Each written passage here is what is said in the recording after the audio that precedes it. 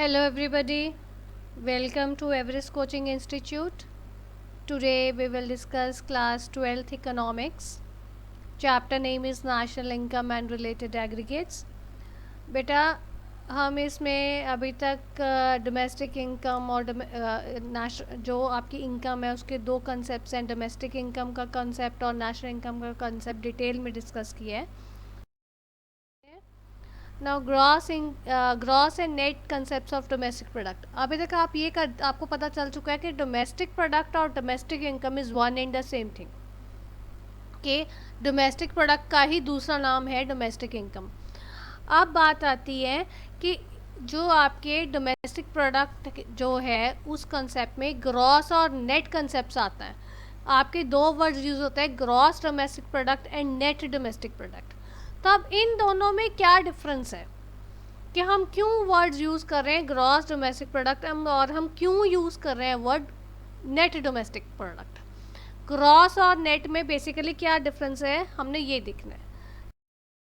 इसमें देखो मैंने आपको यहाँ पे एक फॉर्मूला लिख के बताया है, पर उस फॉर्मूले को समझने से पहले मैं आपको एक चीज़ बताना चाहूँगी कि ग्रॉस और नेट में क्या डिफरेंस है. ये आपको पता होना चाहिए कि ग्रॉस जो है वो बड़ी टर्म है और नेट जो है वो छोटी टर्म है. ठीक है, जैसे मैंने आपको पहले बताया था नेशनल इनकम एक बड़ी टर्म है और डोमेस्टिक इनकम एक छोटी टर्म है. ठीक है, तो बड़े से छोटे में आने के लिए कुछ सब्ट्रैक्ट करेंगे और छोटे से बड़े में जाने के लिए कुछ ऐड करेंगे. In the same way gross और नेट में भी यही रिलेशन है. ग्रॉस एक बड़ी टर्म है और नेट एक छोटी टर्म है. ठीक है, अब हमने डोमेस्टिक प्रोडक्ट के कंटेक्स्ट में पढ़ना है या डोमेस्टिक प्रोडक्ट या डोमेस्टिक इनकम उसके कंटेक्स्ट में पढ़ना है. तो मैं आपको बताऊँ जो ग्रॉस डोमेस्टिक प्रोडक्ट है और जो आपका नेट डोमेस्टिक प्रोडक्ट है इसमें ज़्यादा डिफरेंस नहीं है. सिर्फ एक चीज़ का डिफरेंस है, ग्रॉस डोमेस्टिक प्रोडक्ट में डेप्रिसिएशन ऐड होती है, इंक्लूडेड होती है, पर जो आपका नेट डोमेस्टिक प्रोडक्ट है उसमें आपकी डेप्रिसिएशन इंक्लूडेड नहीं होती. ठीक है, अब जैसे मैं आपको नॉर्मली आपको सिर्फ ग्रॉस और नेट का मतलब समझाने के लिए आपको सिर्फ एक चीज़ बता रही हूँ. आप देखो, आप किसी स्वीट शॉप पे जाओ, आप कोई मिठाई स्वीट लेने जा रहे हो. फॉर एग्ज़ाम्पल आप बर्फ़ी ले रहे हो और अगर आप शॉपकीपर से आपसे पूछता है समटाइम्स, या अगर आप खुद ही शॉपकीपर को बोल देते हो कि हमें बॉक्स में नहीं बर्फ़ी चाहिए, हमें आप पेपर के लिफाफे में दे दो. ठीक है, न्यूज़पेपर का जो पेपर बना होता है, पेपर बैग बना होता है उसमें आप डाल के दे दो. तो दोनों में अगर आप देखो, अगर आप उनसे एक बॉक्स में वेट करवाओ और अगर आप उसमें लूज़ आप जैसे आप कह रहे हो लिफाफे में डाल के दो उसका वेट कराओ, तो अगर आप देखोगे डब्बे वाले की क्वांटिटी वो भी 1 kg होगी और लिफाफे वाले की भी 1 kg होगी.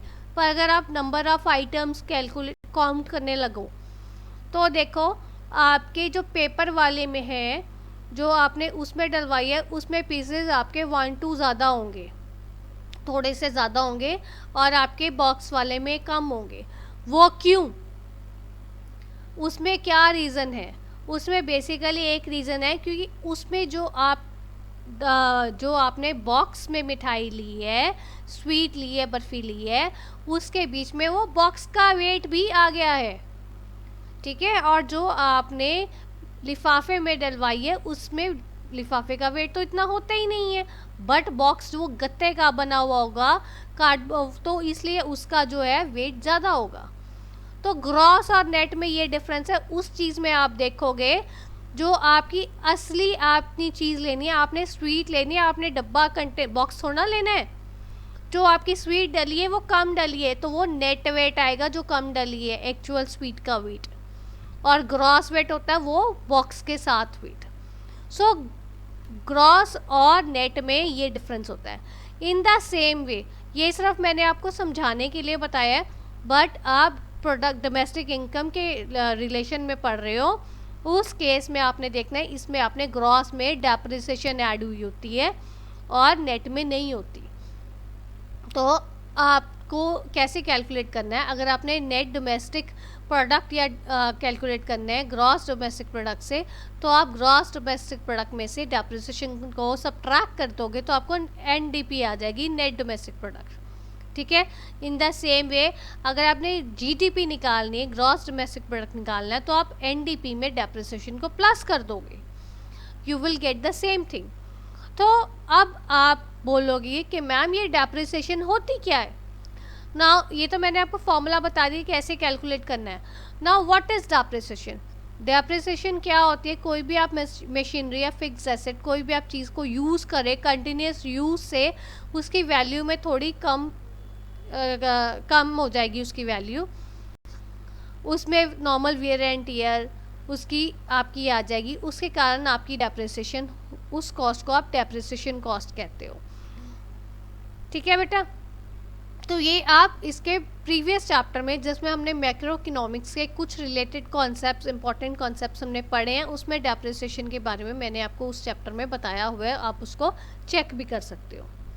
ठीक है। तो ये कॉन्सेप्ट था कैसे आप नेट डोमेस्टिक प्रोडक्ट और ग्रॉस डोमेस्टिक प्रोडक्ट में क्या डिफरेंस है, दोनों में डेप्रिसिएशन का डिफरेंस है।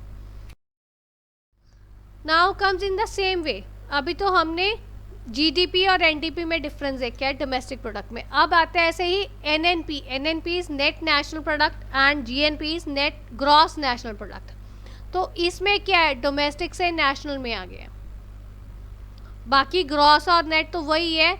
तो जो आपका पहले ग्रॉस डोमेस्टिक प्रोडक्ट था, ग्रॉस जीएनपी आ गया, पहले हमने निकाला ग्रॉस डोमेस्टिक प्रोडक्ट और हमने नेट डोमेस्टिक प्रोडक्ट निकाला, उसमें हमने डेप्रिसिएशन को प्लस और माइनस किया। इन द सेम वे अब एनएनपी, अगर हमने नेट नेशनल प्रोडक्ट निकालना है ग्रॉस नेशनल प्रोडक्ट से, हमने नेशनल प्रोडक्ट की बात नहीं कर रहे, सिर्फ हम ग्रॉस और नेट की ही बात कर रहे हैं। अगर हमने उस केस में भी नेट पे आना है ग्रॉस से, ग्रॉस बड़ी टर्म है, उसमें से डेप्रिसिएशन माइनस कर दोगे, जीएनपी में से डेप्रिसिएशन माइनस करो, यू विल गेट एनएनपी।